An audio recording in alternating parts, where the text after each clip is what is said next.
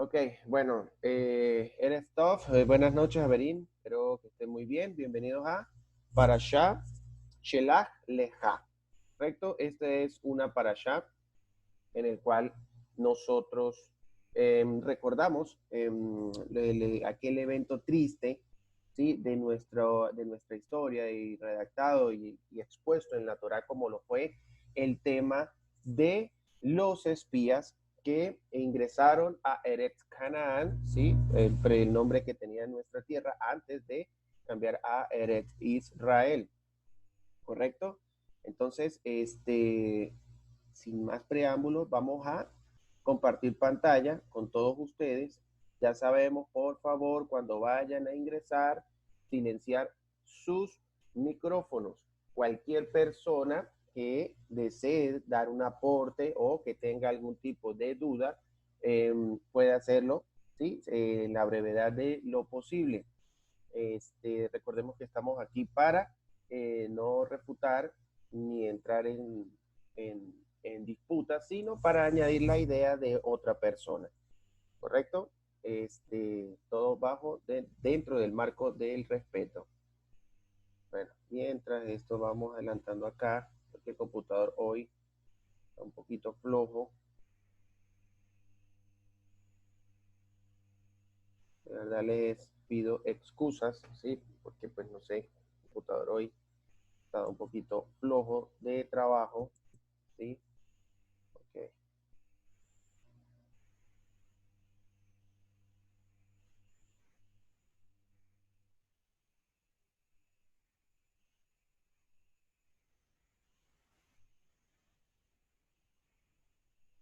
vamos a compartir pantalla.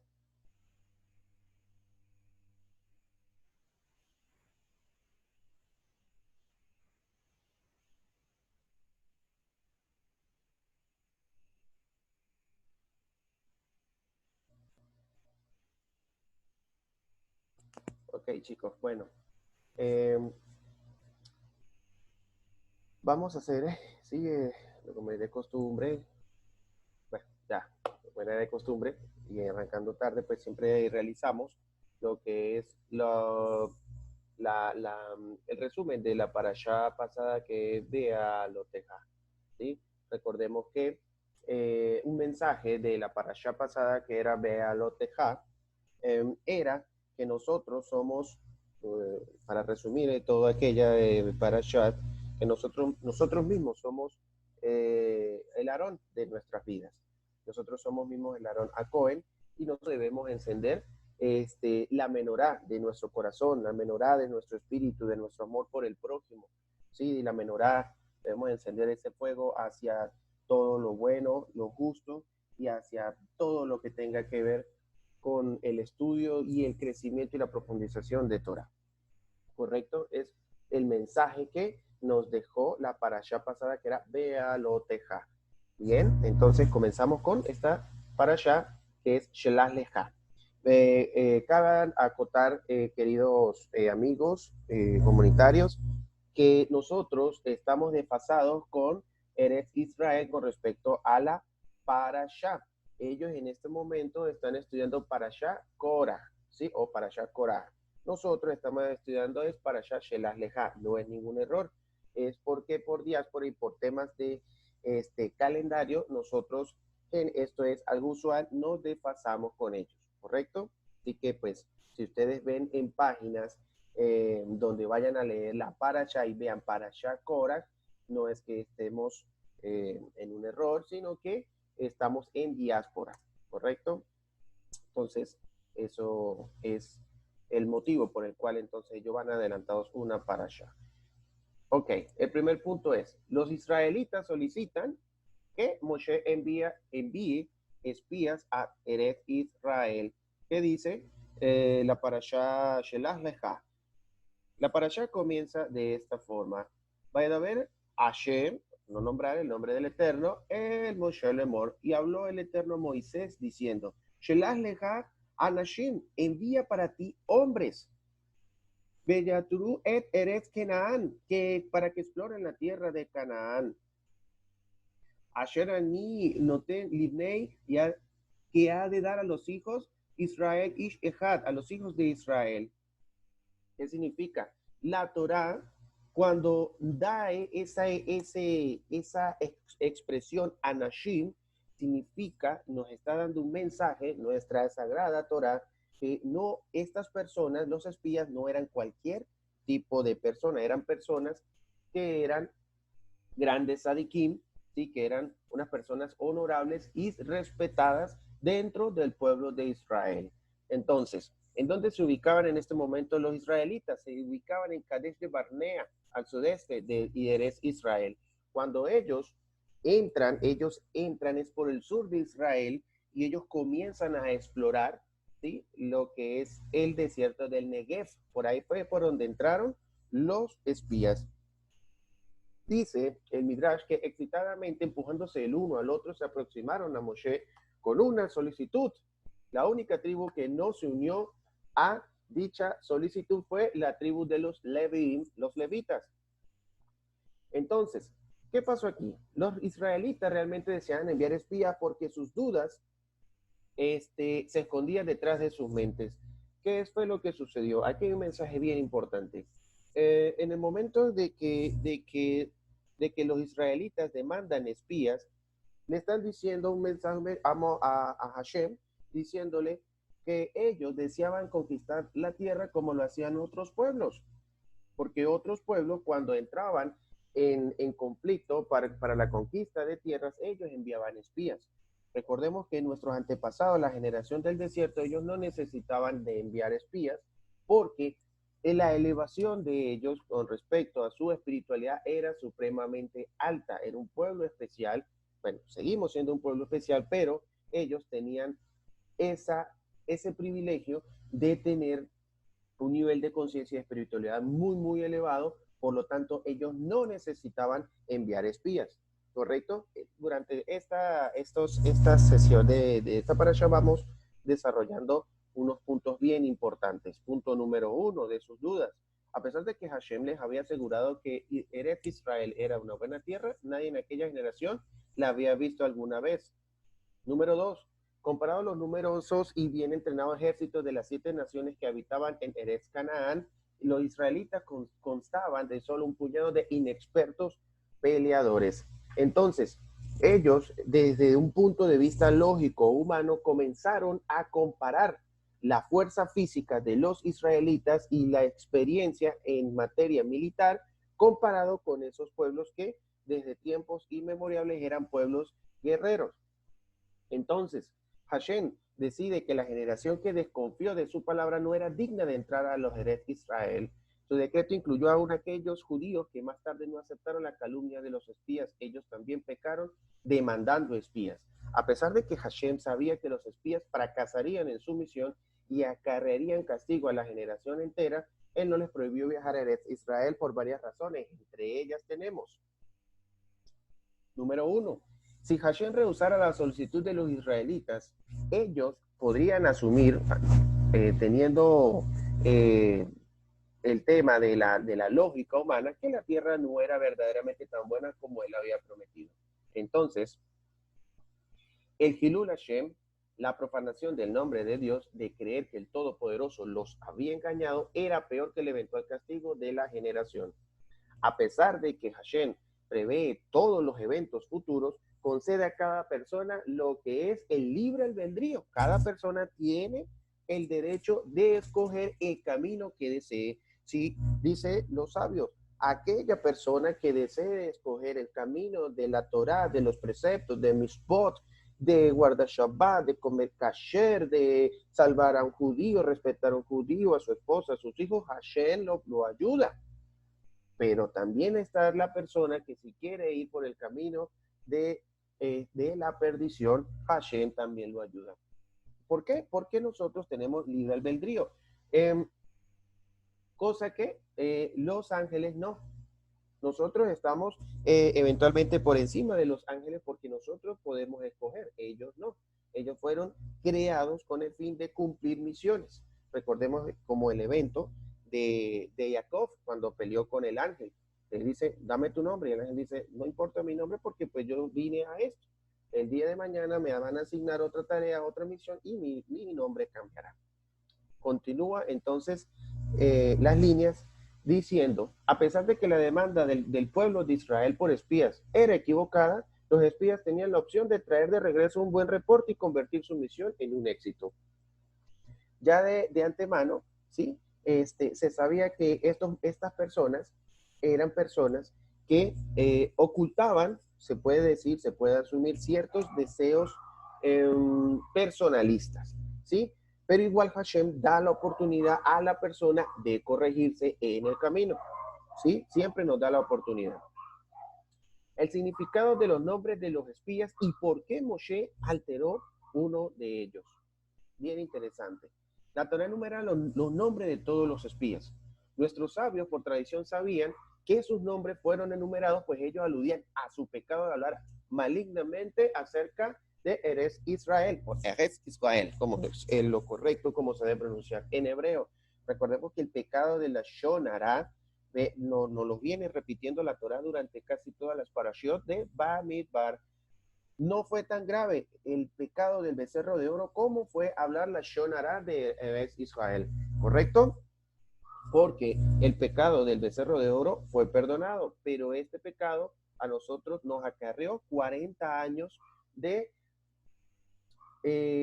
una trayectoria casi que infinita e interminable por todo el desierto, durante 40 años, dicho sea de paso. Por la tribu de Rubén, el espía de Shamuel ben Zakur, él no escuchó el nombre de Hashem, por lo tanto es equiparado a alguien que practica la brujería. Recordemos que ellos eran Neziim, ellos eran los príncipes de las tribus. Por Shimon, el espía era Shafat ben Jorí, él no conquistó su mala inclinación que lo incitaba a calumniar la tierra de Israel y por lo tanto no entró a ella.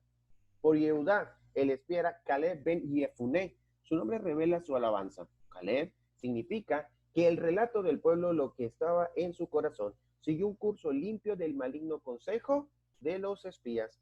Por la tribu de Isahar, el espía era Igal ben Yosef, porque él habló arrogantemente acerca de Eres Israel y sufrió una muerte prematura, murió joven. Por Efraín, el espía era Oshea bin Nun, el hijo de Nun. ¿Quién fue Nun?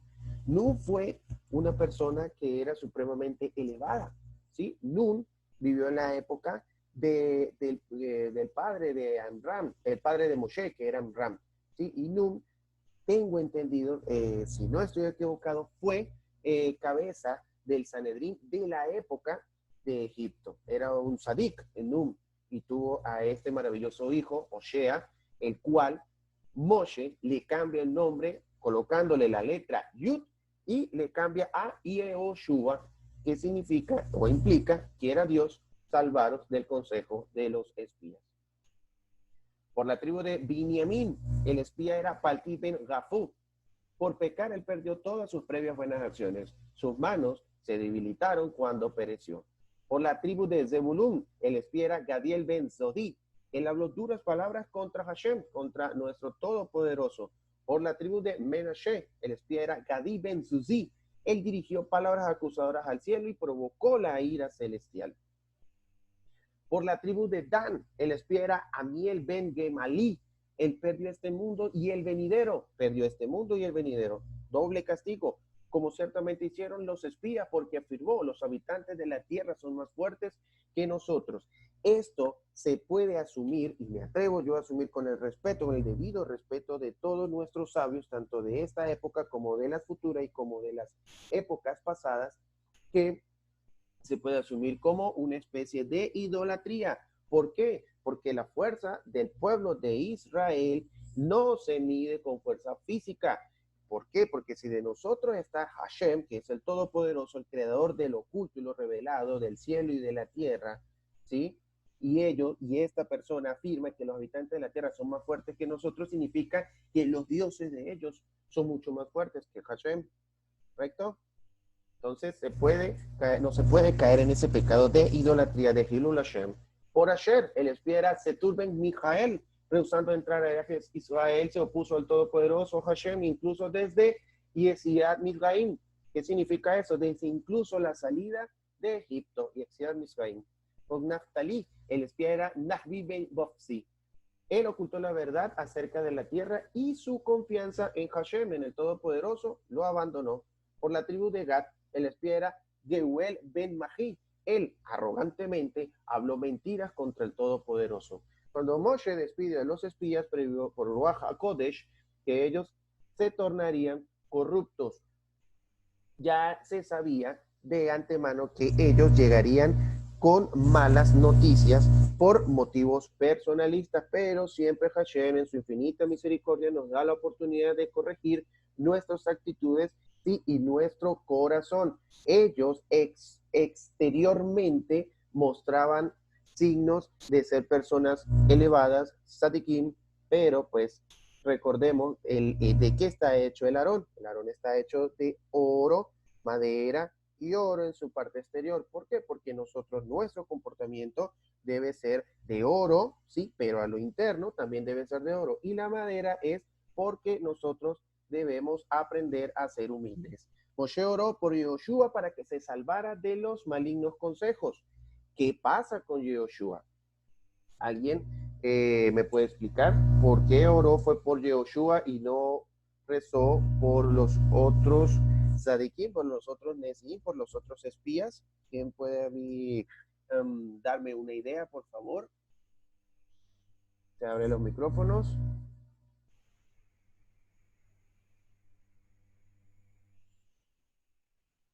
¿Nadie? Ok. Bueno, porque por... Ajá. Porque él no habló mal de la tierra de Israel y los otros 10 espías sí dijeron que habían eran gigantes que no podían conquistar la tierra, pero él, Yehoshua y Caleb fueron los únicos dos que trajeron las frutas, las uvas y eso, y hablaron bien de la tierra de Israel, que sí la podían conquistar como Dios les había ordenado. Bueno, eso es una parte de la historia, ¿sí? Pero la pregunta es, ¿por qué por qué Moshe solamente hizo tefilá a favor de Yehoshua? ¿Por qué fue solo por Yehoshua?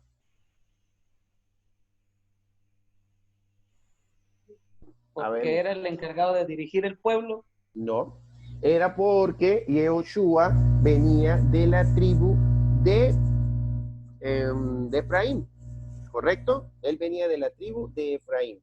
Y Efraín era hijo de Joseph, y en ellos pudiese existir algún rasgo de mala cualidad de la Shonará. Recordemos que Joseph hablaba con su padre Jacob la Shonará acerca de de sus otros hermanos.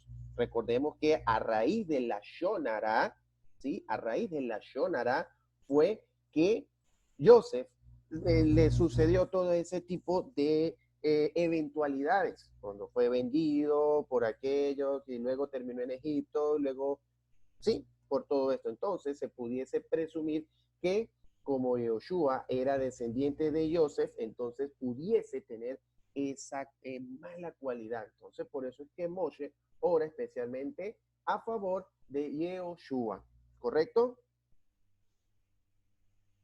Ok, entonces, Moshe instruye a los espías. Moshe mismo nunca había visto la tierra prometida, pero tenía fe, tenía emuná implícita en la promesa de Hashem de que ella era abundante en leche y miel de dátil y miel de higo, no miel de abeja como muchas personas asumen, miel de dátil y miel de higo. Él preparó a los espías con los siguientes dos puntos. Ellos deberían tomar una ruta creada o diseñada para mostrar la fertilidad, productividad y un clima favorable de la tierra. ¿Sí? Número uno. Número dos. Moshe sabía que los israelitas temían la guerra contra los poderosos ejércitos de la tierra de Canaán. Por consiguiente, señala que aun si los canaanitas eran físicamente fuertes, Hashem, en su infinita misericordia, los ayudaría, ¿sí?, para poder derrotarlos. Hubo algo aquí bien interesante durante la visita de los espías, ¿sí? Hubo algo bien interesante por el cual nosotros teníamos la batalla, la guerra ganada frente a los cananitas, incluso antes de entrar a la guerra. Y ahorita doy la explicación del por qué. Los espías se corrompen. 2 espías fueron enviados el 29 del mes de Sivan del año 2949.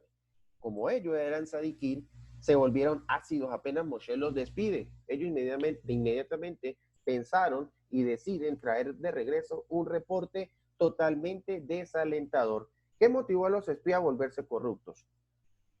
Ellos pensaron que al entrar a Israel, Moshe dejaría de ser Rosh del pueblo, ¿sí? Cabeza del pueblo, y Yehoshua asumiría el liderazgo, tal cual como se había predicho, realizando un cambio en el gabinete ministerial, pues ellos ocupaban altos cargos dentro del pueblo. O sea, se puede asumir, si se pudiese pensar que ellos no querían que los fueran a bajar del burro, dicho propiamente en nuestro argot latinoamericano. Por tanto, ellos decidieron detener al pueblo, retener al pueblo en el desierto.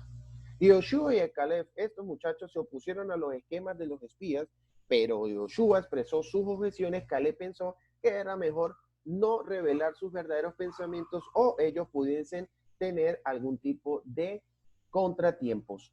Los espías entraron a Eretz Israel desde el sur y progresaron hacia el norte. Recordamos que ellos pasaron por el desierto del Negev. Ok, y la presencia de ellos pasó desapercibida. Este punto en el cual yo quería llegar, chicos. En el mismo día que los espías entraron, Hashem causó la muerte de Job. ¿Quién era Job? O Job, para los que no conocen el nombre de él.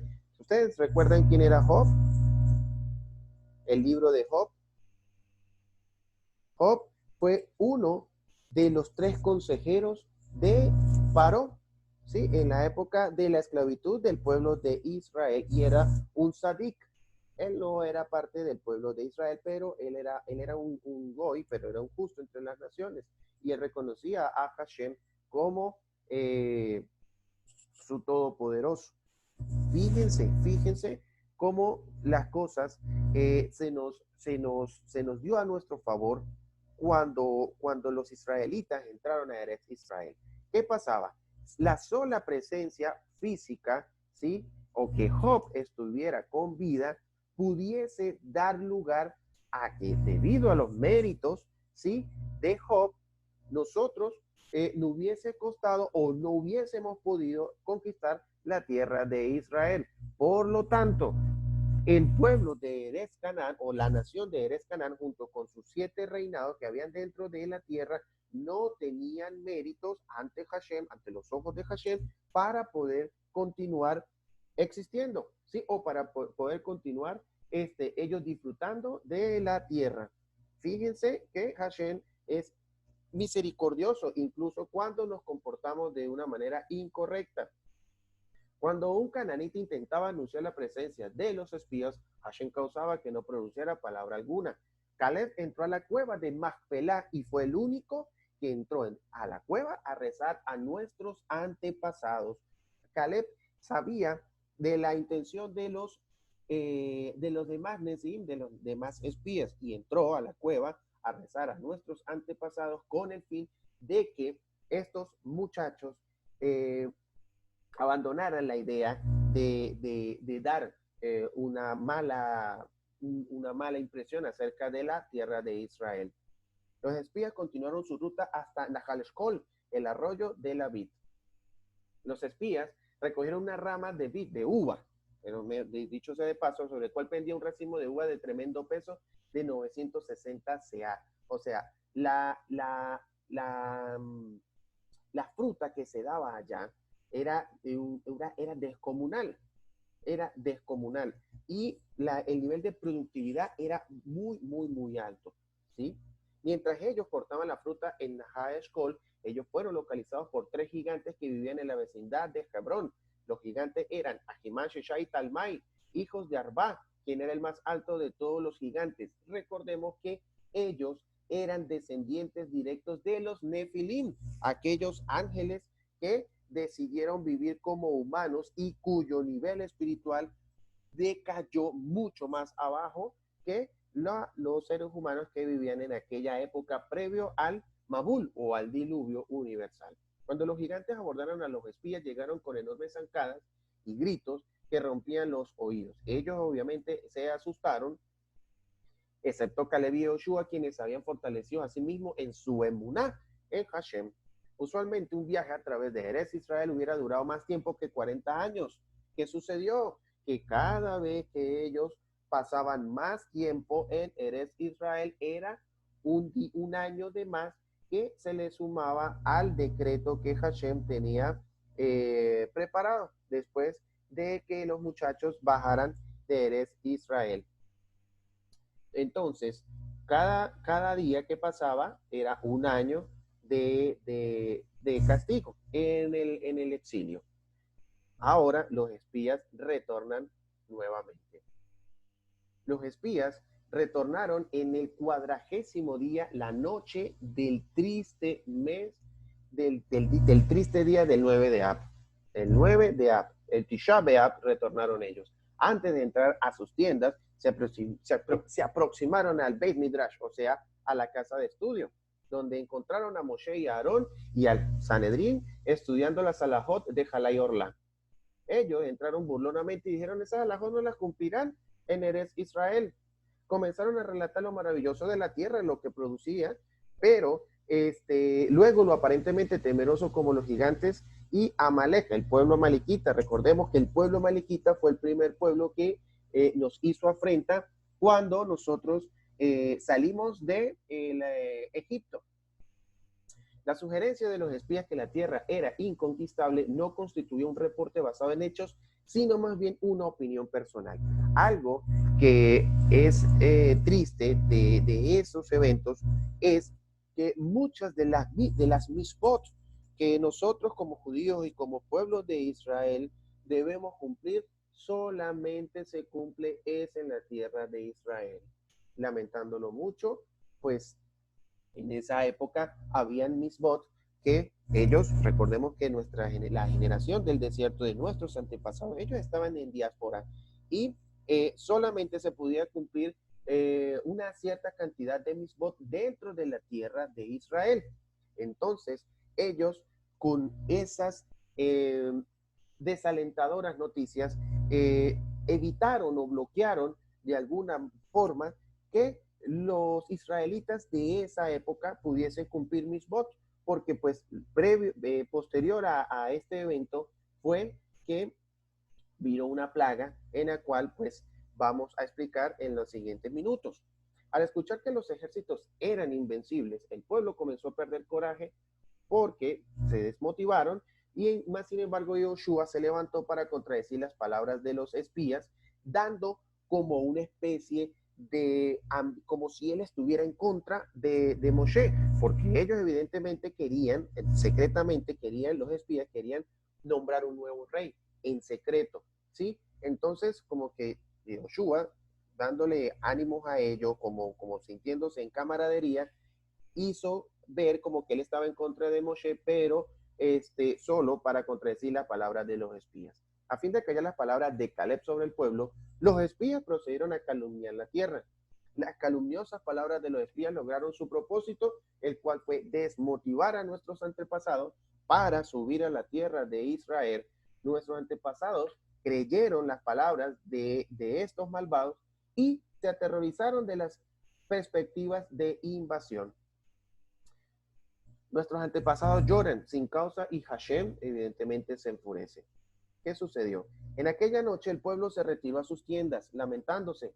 Finalmente todos los hombres de la congregación estaban llorando, y no es para menos, pues después de tantísimo tiempo de pasar penurias en Egipto, sí, de nuestros padres, nuestros antepasados, y luego por fin tener ya de cerca poder establecernos en nuestra tierra, con nuestras familias y ser productivos, pues viene un frenazo de esto, no era para menos, porque uno, hablándolo en épocas actuales, ¿qué pasaría si nosotros pues ya tenemos todo preparado, vendemos nuestra casa, no vamos a vivir a Israel y resulta que no podemos viajar a Israel, pero tampoco tenemos donde vivir aquí en Cúcuta, aquí en Colombia?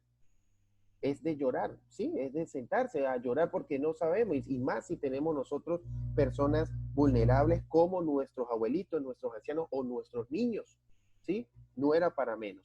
No obstante, dice aquí, estas líneas, las mujeres no tomaron parte de este lamento. La noche de lamentación fue la noche del 9 de Ab. Triste día el 9 de Ab. Aquel 9 de Ab fue decretado que ambos templos, tanto el primer Bet Hamikdash como el segundo Bet Hamikdash, fueran destruidos y que los judíos seríamos exiliados, como lo dice el Salmo 126 en su versículo 24 al 27. Las quejas continuaron a la mañana siguiente diciendo que deseaban regresar a Egipto, que morir bajo las espadas de los cananitas.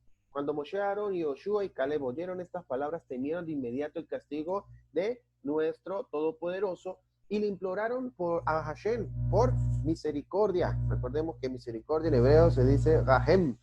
Le imploraron por Gahem. Caleb y Joshua desgarraron sus vestimentas angustiados, y eso en acción a duelo. Recordemos que cuando un judío desgarra sus vestimentas es en acción a duelo. Caleb y Joshua le insisten al pueblo y lo convencen, tratan de convencerlo de entrar a la tierra de Israel, pero el pueblo se rehúsa a escucharlos y amenazaron con arrojarles piedras. En ese momento desciende la nube de gloria para proteger a los muchachos, y los israelitas se dieron cuenta en ese momento que ellos habían obrado de mala manera. Moshe defiende al pueblo de Israel apelando a los atributos de misericordia divina. A pesar de que el pueblo se había rebelado contra Moshe diciendo, retornemos a Egipto, él no se ofendió. Recordemos que Moshe, en Parashá pasada, en Parashá Be'alotejá, Moshe tiene una humildad tremendamente enorme. Él incluso cuando Miriam, su hermana, dice en frente de Moshe que él debería volver a estar de nuevo con su esposa Sípora, a Miriam le cae sobre sí el tema de la Zaraat, ¿sí? La lepra bíblica, y Moshe en ningún momento se ofendió, ¿correcto? Entonces, como usualmente, el desinteresado pastor Moshe hizo su máximo esfuerzo para defender al pueblo. Cuando los israelitas pecaron en el incidente de los espías, ellos fueron categorizados como malvados, como Reshaim, porque habían pecado repetidamente. Moshe apeló a los atributos divinos de misericordia. Sí, ya sabemos que son 13. Que nosotros lo repetimos bastante el día del Yom Kippur. Hashem había prometido que él siempre respondería favorablemente a estos. Ellos son los 13 atributos de misericordia, pero Moshe apeló solo a 6 en aquel momento. Sintió que los israelitas no habían hecho teshuvá por la rebelión contra Hashem, y por consiguiente no osó pedir perdón por completo, sino solo por aplazamiento del castigo. Eso es no me recuerdo. Yaaf.